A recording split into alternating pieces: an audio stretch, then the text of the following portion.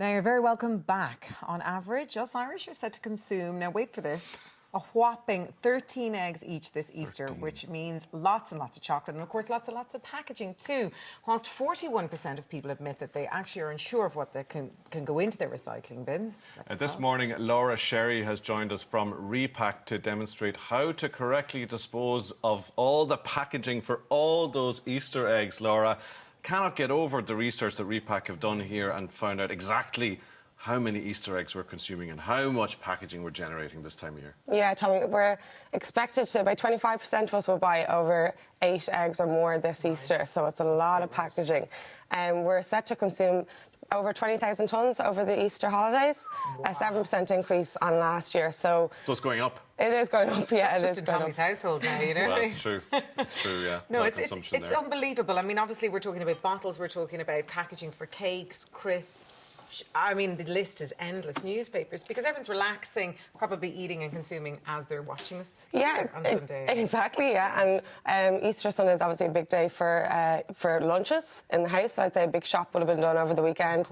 And all of the packaging comes with a big shop that you do, including the Easter eggs. So here's some aluminium cans. Empty. And on the side, the empty wine bottle, as you can see. Yeah. So what we're trying to encourage people to do is to look at all the packaging that's coming through the house over the Easter holidays and recycle as much as they can.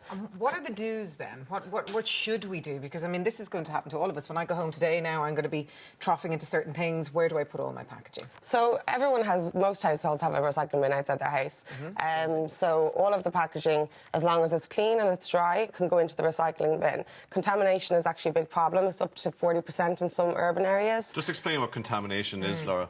So contamination is nappies, food, grass, clothes, that kind of thing. Anything like that can't go into your recycling bin. Okay. I guess even just in your aluminium cans, if there's residue of liquid left in it, your milk cartons, anything like that is contamination, or salad containers with food left over. So we would ask people to ensure that... So anything kind of foul smelling or anything that, of course, as you mentioned, or dog mats or anything to do with cats or... Anything, like anything that goes into recycling bin should be clean and dry. That's kind of our So you've got to wash everything out thoroughly before you put it in the recycling bin? Ensure that it's clean, yes. Yeah. Obviously, you look at just the sheer amount of packaging that you've mentioned. Has research shown a spike at this time of year, like a bit like Christmas?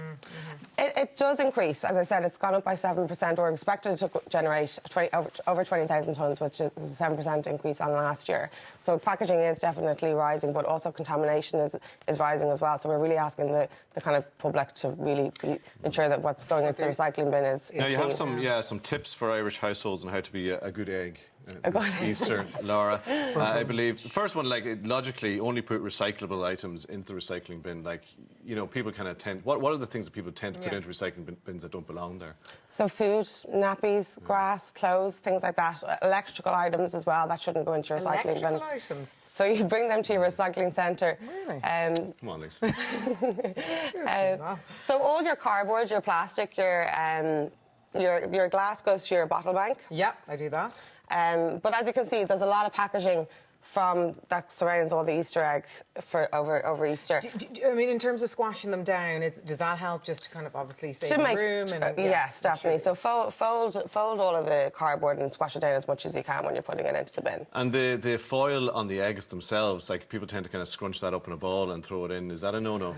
Yeah, ideally if you could flatten it rather than scrunch it up, because it just makes the recycling process easier. I'm going to spend today going around folding up bits of foil. Taking the foil off the lint bunny. Fold it carefully, children. Fold it carefully. And obviously papers are another one. There'll be a lot of papers over the houses over the weekend, people relaxing, as you said, and sitting back. So they can all go into the recycling bin as well. Yeah. Okay, great. So fold up all the cardboard, crush it down as small as you can, and then contamination really is the big thing you want people to watch out for. Yeah, to try and ensure that they're not contaminating their recycling bin. Yeah. Now, of course, there is a figure there that they pay €53 for every tonne of packaging recycled from householders as well. So tell us about that. That's our members. So we have over 2,000 members in Repak. And we help them with their packaging compliance. Okay. So they contribute €53 to the recycling bin. So in essence, they're providing a recycling bin outside every house in the country. Okay. And when something goes wrong, i.e. when people do the things you say not to do, how much effort does it take? Does it ruin that recycling? It can, yeah, it can. I guess it's really all the good effort that some people do, and then if there's a nappy thrown into the recycling bin, it can ruin a whole load. So that's what we're really trying to drive the message to ensure that you don't contaminate. Be mindful, yeah, exactly, of course, and just I suppose do your best that you can. Exactly. Laura, great stuff.